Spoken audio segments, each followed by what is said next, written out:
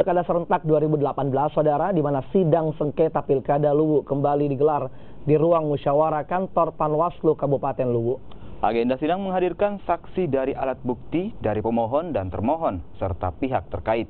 Gugatan dilakukan pasangan bakal calon bupati dan wakil bupati Luwu, Buhari Kahar Musakar, Wahyu Mapeng, yang berkasnya ditolak KPU lantaran dinilai memiliki rekomendasi ganda.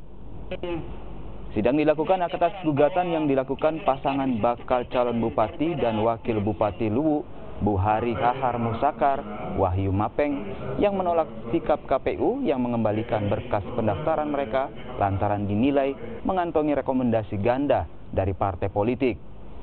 Pihak Buhari Kahar Musakar, Wahyu Mapeng, mengklaim jika perubahan rekomendasi telah dilakukan oleh Dewan Pimpinan Pusat DPP kedua partai. Sidang hari ketiga dilakukan dengan menghadirkan saksi dan alat bukti dari pemohon dan termohon serta pihak terkait. Sementara pihak termohon menghadirkan saksi ahli dan saksi fakta dari DPP Partai Hanura dan DPP Partai PAN. Kedua saksi ini akan menjelaskan arah rekomendasi dan makna pasal 6 PKPU.